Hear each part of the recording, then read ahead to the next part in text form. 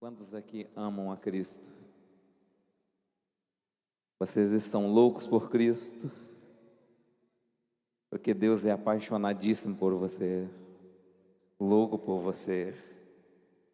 Coloque a mão no coração e diga: Senhor, eu me comprometo a não me encalar, mas anunciar o teu grande nome por onde eu for, para a glória, honra e louvor do teu nome.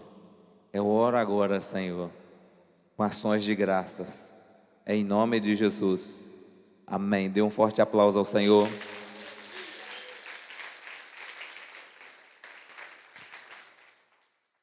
Lucas capítulo 15, versículo 20, para a gente finalizar nesta noite. Vai projetar aqui no telão para você. Lucas, não consegue projetar? Não consegue? Lucas capítulo 15, versículo 20. Eu quero, se as crianças tiverem algo para fazer, eu quero liberar elas, tá bom? Se as professoras quiserem ir, estão liberadas. Lucas capítulo 15, versículo 20. Vê o 19 para mim, primeiro. Não sou mais digno de ser chamado teu filho, trate-me como um dos teus empregados. Versículo 20. A seguir levantou-se e foi para o seu pai. Estando ainda de longe, seu pai o viu e, cheio de compaixão, correu para o seu filho e o abraçou e o beijou. Diga comigo: voltando para o pai. Diga: voltando para o pai. Senhor, eu oro em nome de Jesus para que esta palavra seja liberada em cada mente, em cada coração.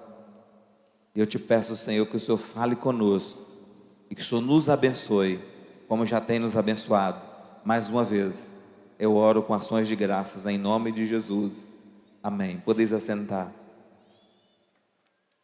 A todos vocês que estiveram aqui na quarta-feira nós estudamos sobre esse assunto. E quando eu digo nós, estou falando da igreja que esteve aqui. E eu não quero tomar como parte nenhuma das ferramentas que foram usadas na quarta-feira, até mesmo porque na quarta-feira eu tive um atendimento na hora da aula e eu peguei muito pouco daquilo que foi ministrado. Enquanto eu orava em casa sobre o culto desta noite, eu fiquei pensando muito nesse texto. E eu quero trazer uma rápida meditação ao seu coração sobre esse assunto. Principalmente do versículo 20, que diz que ele levantou e voltou para o seu pai. É a parábola do filho pródigo. Mas esse texto não se trata apenas da parábola do filho pródigo. Na verdade, esse capítulo trata de 3 palavras sobre coisas que se perderam. A primeira parte do texto que se perdeu foi a ovelha que se perdeu. E Jesus contou essa parábola sobre a ovelha que se perdeu por uma razão. Qual foi a razão? Porque todos os publicanos e pecadores estavam reunidos para ouvi-lo. Mas os fariseus e os mestres da lei o criticavam. E o criticavam de que maneira? No versículo de número 2, eles diziam assim: este homem recebe pecadores e come com eles. Qual era a crítica? Que Jesus, o Senhor, recebia pecadores. E além de receber pecadores, ele comia com os pecadores. Ele bebia com os pecadores. Ele sentava-se à mesa com os pecadores. Jesus, o Filho de Deus, veio à terra para salvar pecadores.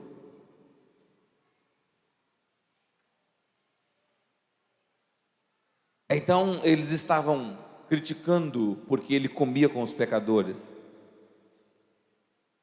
A nossa mentalidade às vezes está muito distante do que a Bíblia relata, porque na maioria das vezes quando nós pecamos, nós nos afastamos de Jesus. Mas isso é o contrário do que o texto ensina. O texto ensina que o Senhor Jesus veio à terra e sentava e comia e bebia com pecadores. E a Bíblia diz mais que todos nós somos pecadores. E a Bíblia vai além. A Bíblia diz que se dissermos que não temos pecados, somos mentirosos e a palavra de Deus não está em nós.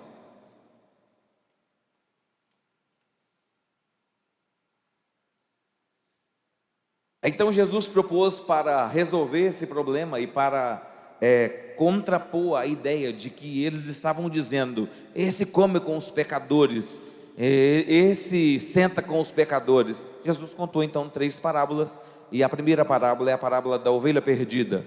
E ele disse que um homem tinha 100 ovelhas e perdeu apenas uma, e ele largou as 99 no aprisco e ele foi atrás da única que se perdeu. Diga comigo, uma única pessoa é muito importante para Deus. Diga, Deus se importa com um único pecador. E pode ser eu. Pode ser você. O mundo nos descarta. O mundo nos despreza. Mas Deus se importa. Deus se importa com um único pecador. A segunda parábola que Jesus contou foi sobre as dracmas perdidas, ou a dracma perdida. E ele disse que uma mulher tinha 10 dracmas, perdeu uma. E ela acendeu a luz, e ela varreu a casa, e ela procurou avidamente, até encontrar uma única que se perdeu. A parábola das dracmas perdidas fala dos valores que se perderam. E nós, da sociedade da pós-modernidade, temos perdido muitos valores. Muitos valores se perdem.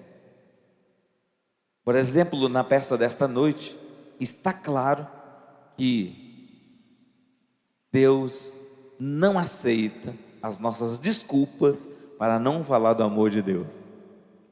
E também a peça passou essa realidade, essa triste realidade, que aqueles que se dispuserem a falar do amor de Deus em determinada época, morrerão por causa disso. Mas é verdade que isso já aconteceu no passado, e não é uma realidade tão latente para os brasileiros, mas no México, nosso país aqui bem vizinho, relatório das portas abertas, dizem que em apenas um ano 700 pastores foram assassinados porque pregaram o Evangelho. 700 pastores. Eu estou falando de um país vizinho, bem perto.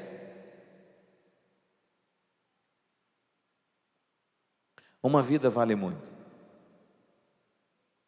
mas os valores estão se perdendo.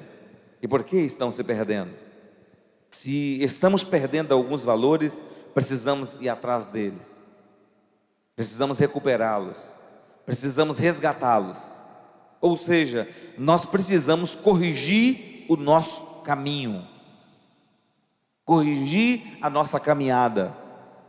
E o culto desta noite é um culto de correção de rumos, de rever os valores, de rever aquilo que é importante para nós. E de tudo que é mais importante são vidas. Vidas são as coisas que mais importam para Deus. Nós muitas vezes amamos o prédio, amamos as instalações, amamos um monte de coisa. E todas essas coisas são importantes, mas dentro de todas essas coisas, há uma coisa que é indispensável: as vidas. E Jesus amava vidas. E Ele está falando que essa mulher fez de tudo para encontrar a sua dracma perdida, o seu valor que se perdeu. E por último, Ele contou a parábola do filho pródigo, que é uma história maravilhosa. E Ele diz que um pai tinha 2 filhos, e o filho mais moço pediu ao seu pai parte da herança, e ao receber parte da herança, ele partiu para uma terra longínqua e desperdiçou seus bens vivendo de maneira irresponsável. Mas os tempos passaram e veio naquela terra uma grande fome. E então ele foi para os campos apacentar porcos, trabalhando para um dos cidadãos daquela região. E lá no chiqueiro dos porcos, ele desejava encher o seu estômago com as alfarrobeiras que os porcos comiam e ninguém lhe davam nada. Então ele, caindo em si, disse: eu voltarei à casa do meu pai, porque na casa do meu pai há abundância de pão. Então você veio aqui nesta noite, e eu quero dizer para você: na casa de papai tem abundância de pão. Na casa de papai tem pão fresquinho. Na casa de papai tem perdão. Na casa de papai tem aconchego. Na casa de papai tem abraço. Na casa de papai tem correção de rumo. Na casa de papai tem cura. Na casa de papai tem libertação. Na casa de papai os demônios são expelidos pelo poder do nome de Jesus. E talvez você diga: pastor, mas eu não tenho nada a ver com demônio. Eu sei que você não tem nada a ver com demônio, mas desde os Gênesis, está estabelecido no Gênesis: colocarei inimizade entre ti e a mulher, entre o seu descendente e o descendente da mulher. Mesmo você não querendo brigar com o diabo, ele está o tempo todo brigando com você. Eu estava nesta semana, eu tirei um tempo para descansar, e eu estava descansando um pouco, e era 3 horas da tarde, e de repente eu senti um forte ataque das trevas. Então eu orei. Claro que eu não percebi imediatamente. Eu senti um peso, eu senti um mal-estar, eu senti uma indisposição, eu tinha algo estranho no meu sistema. Parece que meu coração estava pesado, e deu aquele mal-estar, e a minha alma estava aflita. E demorou um tempo para a ficha cair, mas depois de um tempo a ficha caiu, e eu disse: isso é demônio.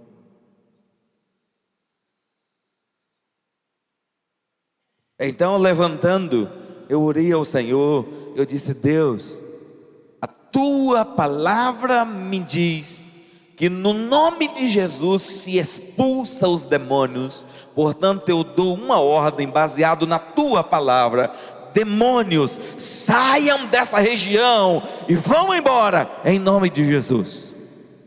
E o que aconteceu? Alívio. No nome de Jesus você pode expulsar os demônios. Pastor, por que eu tenho que estar na casa do Pai?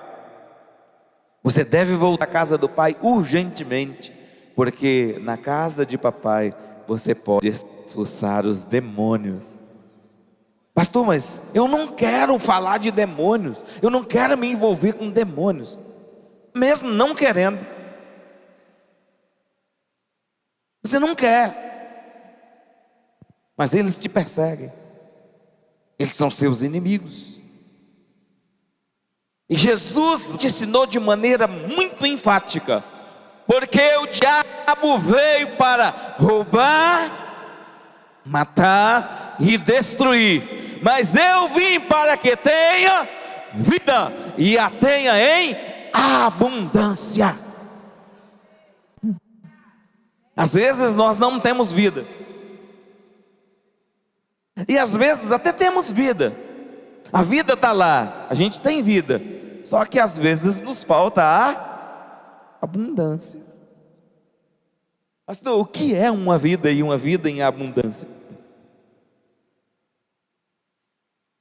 Uma vida em abundância é uma vida rica. Se eu precisar de paz, eu sei como encontrar paz.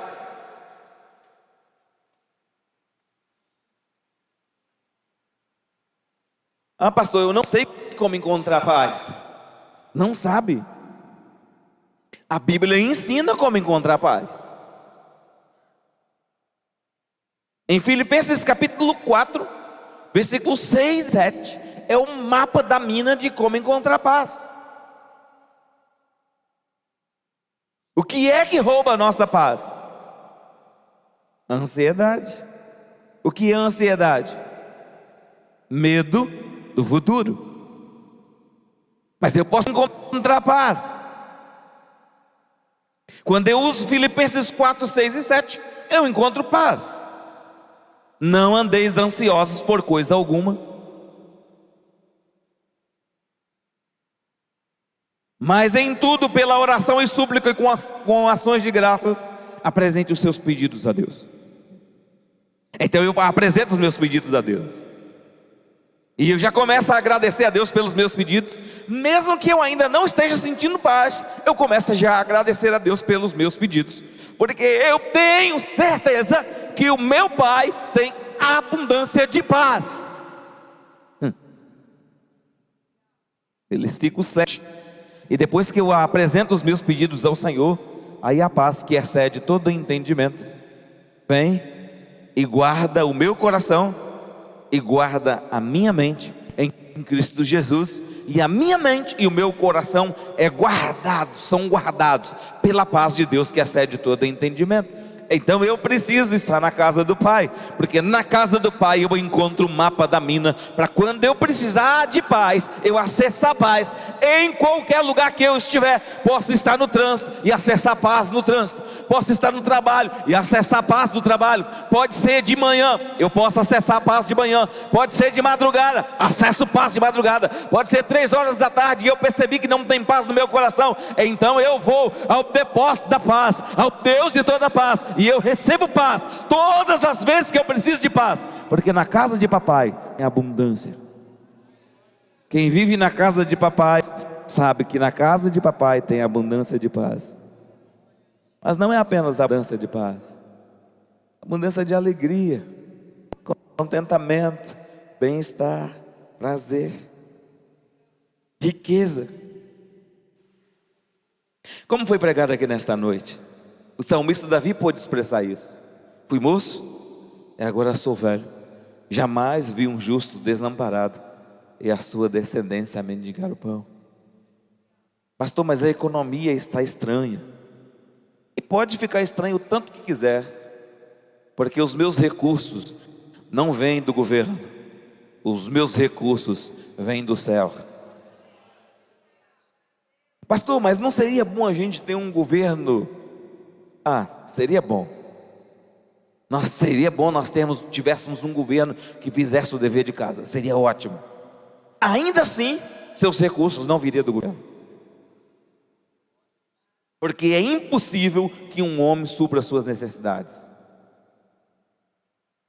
Por mais que essa pessoa te ame, é impossível que ela supra as suas necessidades. Mas às vezes nós tomamos o caminho do filho pródigo, e por alguma razão nós nos distanciamos da casa do Pai. E não é muito incomum nós encontrarmos filhos de Deus comendo da comida dos porcos.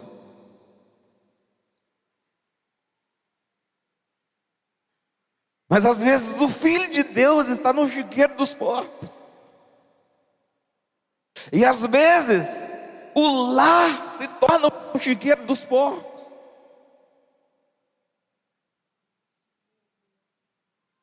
Existe um livro chamado de Porcos na Sala. Não sei se você já leu. Às vezes os porcos estão na sala, porque é na sala que aquele aparelho de televisão e o mundo vem e joga todo o lixo para dentro da sua casa, e os porcos entram para a sala. E tem muitos filhos de Deus que estão comendo da comida dos porcos. Atores atrizes, indecentes, imorais, aliançado com as trevas, entra nas nossas casas. Ministra filhos, ministra filhas. E talvez você diga: pastor, o que eu faço? Eu acho que nós precisamos, como filho pródigo, sempre, quase sempre, cair em si. Cair em si é acordar e dizer: Deus, isso está errado. Eu voltarei para o meu pai. Eu voltarei para o meu pai. Eu voltarei para o meu pai. Mas pastor, já sou crente. Mas volta para o pai. Volta para o pai assim mesmo. Porque nós precisamos voltar ao pai.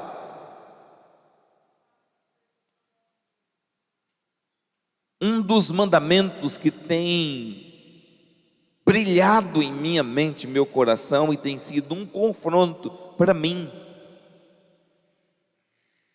tem sido um tratar de Deus comigo, é o mandamento que diz: lembre Israel, eu sou o Senhor, o único Deus, não terá outros deuses diante de mim.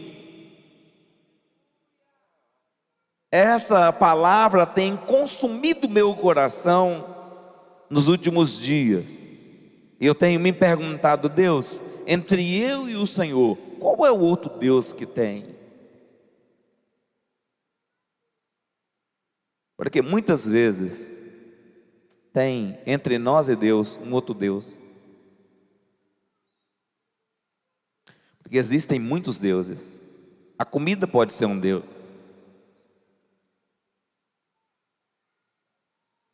Se não me engano, na epístola de Judas, ele diz que o Deus deles é o estômago. De repente a comida é o seu ídolo. Será que a comida tem sido o seu ídolo? Pastor, mas a gente não precisa comer? Precisamos comer. Mas precisamos estabelecer que a comida não vai nos controlar. A comida te controla? Se a comida te controla, pode ser que ela se tornou o seu Deus.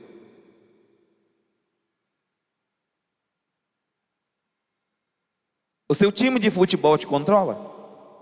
Se ele te controla, provavelmente entre você e Deus já tem um outro Deus. Porque tudo que é paixão, a paixão controla. A paixão embriaga. E se você se embriaga com o futebol, eu fortemente te recomendo: não terás outros deuses diante do Deus Criador do céu e da terra. E pode ser que o futebol tenha se tornado o seu Deus. Um Deus com D minúsculo, mas está lá. Está chegando a hora do culto e o futebol não acaba, e você não consegue desligar a televisão para vir adorar a Deus. Então provavelmente o futebol está se tornando o seu Deus. Pastor, o que eu faço?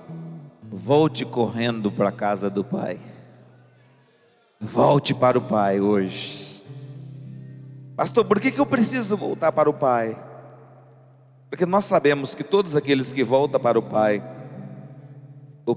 o abraça e o Pai o beija. Mas não apenas isso, o Pai coloca anel novo no dedo, coloca sapato novo nos pés, e o Pai dá vestes novas. Pode aplaudir o Senhor.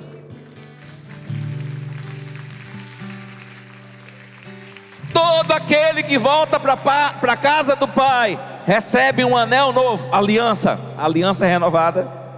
Recebe um sapato novo, Sabe o que significa? Que a partir de agora, aqueles demônios que tiravam onda com você não vão tirar mais, porque você está calçado com o sapato do Evangelho da Paz, para esmagar serpentes e escorpiões, porque o Pai te dá um sapato novo. Isso significa dizer que o Pai te capacita de novo, para vencer lutas que você não conseguia vencer. Pastor, mas e os pecados que eram sujos e imundos?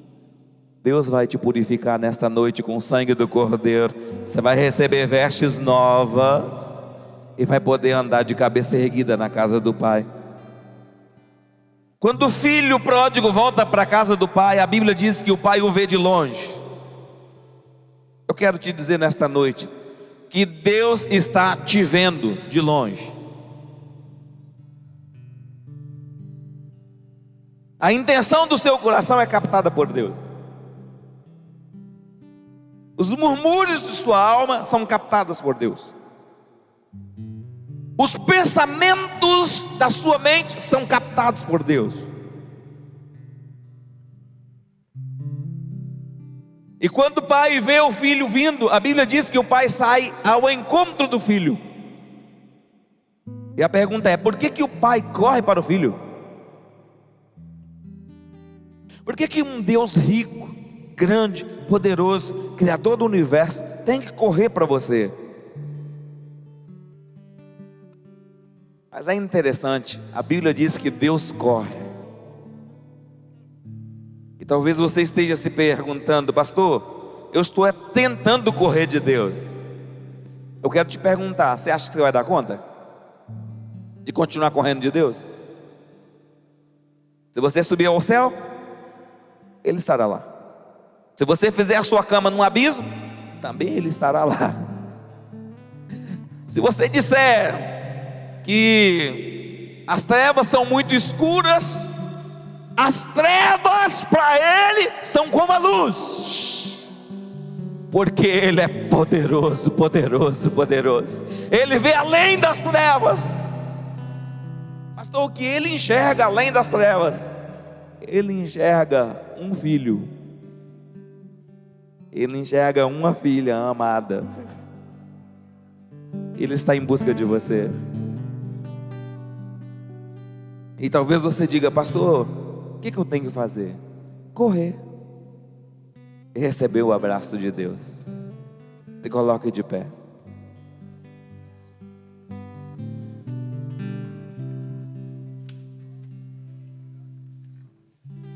Pastor, e os meus pecados? Ele come com os pecadores. O Jesus da Bíblia é um Jesus que come com os pecadores. Pastor, mas não diz que o meu pecado afasta Deus de mim? Essa parábola foi contada para quebrar isso.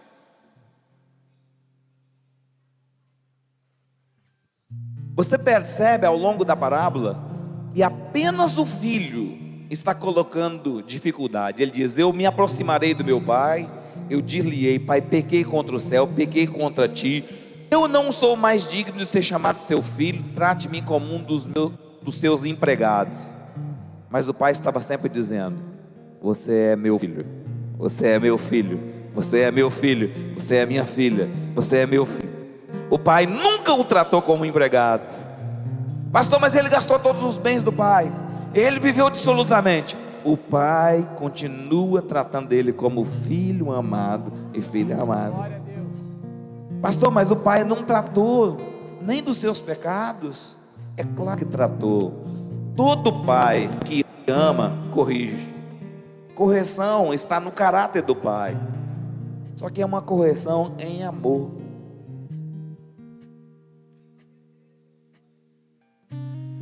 Até a correção dele nos constrange. Glória a Deus, é verdade. Porque quando ele nos corrige,